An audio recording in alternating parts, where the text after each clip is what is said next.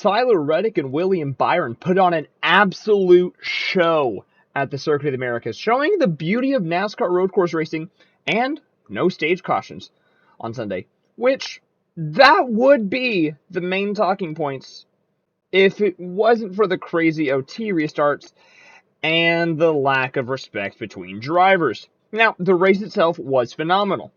It was intriguing, and quite honestly, it was one of my favorite races to watch in quite a while. Watching Tyler Reddick and William Byron, first off, just battle for the lead, race hard, was amazing. The flow of the race was great, and watching the strategy play out towards the end of the race before the final cautions came out, you had Tyler Reddick and William Byron, who were battling for the lead. Both looked like they were going to be about a lap short. Ross Chastain, who their team didn't know if they had enough fuel on them. And then you had Daniel Suarez, who was in fourth, who knew he had enough fuel, who was running through the field, and right before the caution took second place. So he was in the cappered seat to run Tyler Reddick out of fuel and get the win.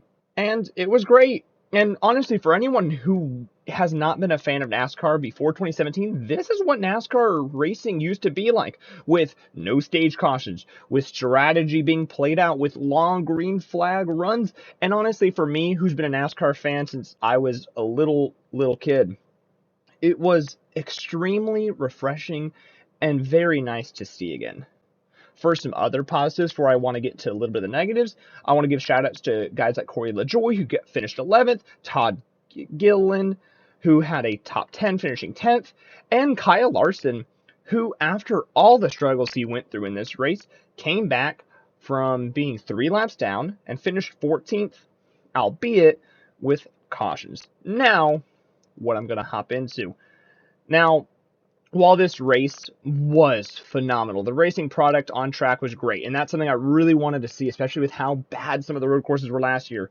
There was one downside that again has struck the road courses, and that is how drivers race each other during overtime restarts and late in this race. Now, for earlier in this race, when they did have the restarts and they weren't dive bombing each other 5 rows deep, and even if they weren't making contact, people weren't wrecking. Now, overtime's playing a factor, and everybody just kept running into each other, wrecking.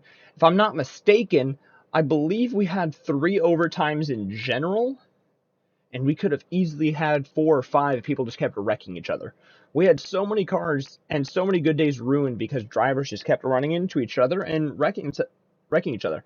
And quite frankly, I'm extremely tired of these road course races just turning into absolute wreck fest at the end of this race. And honestly, it leaves the sport of NASCAR with a sour taste.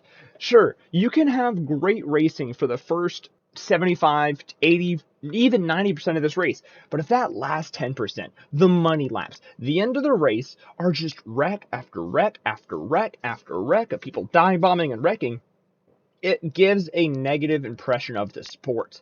And it's honestly disappointing to see that driver etiquette has completely gone out of the window, especially at these road course races where, this is for some people, especially like some of the F1 fans that are trying to get into NASCAR. These are some of the tracks where they want to see these guys race hard and show some etiquette at times, and these guys are just not, and it turns people away from it because all they're seeing is wreckfest. And then you go for a 10-minute caution period because it's such a big racetrack, and there's so much, you have to do all the pace laps, and you gotta clean up the track, make sure everything's good because there's cars everywhere, and it's a disappointing thing.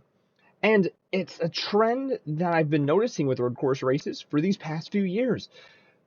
Specifically, it reminded me very distinctly of how last year's Indy road course ended, where everybody just kept on dive bombing into that first corner. There was an instant where Joey Logano just dive bombed from 6 rows deep, took out some of the field, and people were getting wrecked. It happened even at the Charlotte Roval, not as crazy, but it cost Chase Elliott what could have been a win at the Charlotte Roval, wrecked him out of the race, and it doesn't leave a good taste in the mouth. Now, the driver that stood out the most, and the most egregious driver when it does come to everything that happened yesterday at the Circuit of the Americas, was by far Daniel Suarez. Sure, I understand your frustration, Daniel.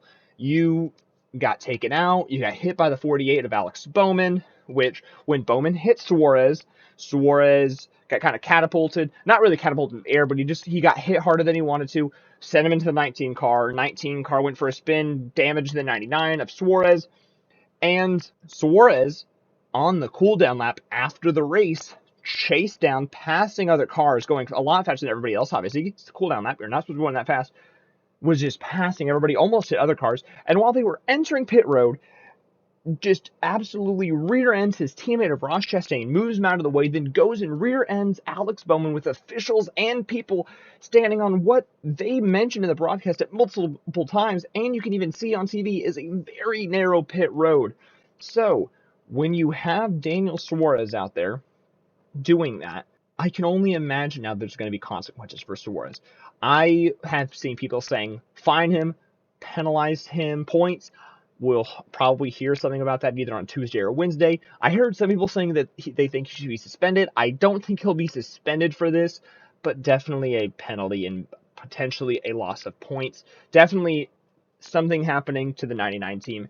And in my opinion, that was egregious. That was terrible.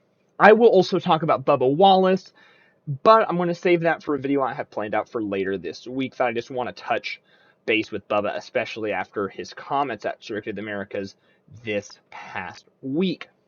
Now, we got all that out of the way. I do want to officially congratulate Tyler Reddick on his 4th career win and his first with 23:11. And, you know, it was honestly really heartbreaking to hear Kurt Busch as he was on the broadcast. It sucks to see that was his ride, and you could tell the emotion from him. But it's nice to see him still close to the sport and cheering on Reddick and being a mentor for Reddick and Bubba. And it was nice to see Reddick get his win. Also, little funny stat that I saw somebody post on Twitter was the 45 car has now won 3 times with 3 different drivers and 3 different sponsors since joining 23:11 with Kurt Busch, and Bubba Wallace last year at Kansas with Jordan and Root on the car, and now Tyler Reddick at Circuit of the Americas with Monster on the car. Also, his not just his first win on the year, but also Toyota's first win on the year. Again, back-to-back wins for the first time without Chevy winning a race. We'll see how everybody stumbles into Richmond next week after Circuit of the Americas after this race. Ross Chastain is your point standings leader. Things are getting funny. Here in a couple weeks, I will start officially updating with point standings and a playoff bracket by the end of this every single video, and I'll go over everything. But for today, that's all I got. So now I want to ask you guys, after this race, because this is one thing people wanted to see, should NASCAR officially start considering no stage cautions, or should it stay to only road courses like they have right now? Also, do you think Daniel Suarez should be penalized for doing what he did? Answer in the comments down below, and also share this video with your friends. And while you're also at it, make sure to like and subscribe if you haven't already. And I'll see you guys in the next one.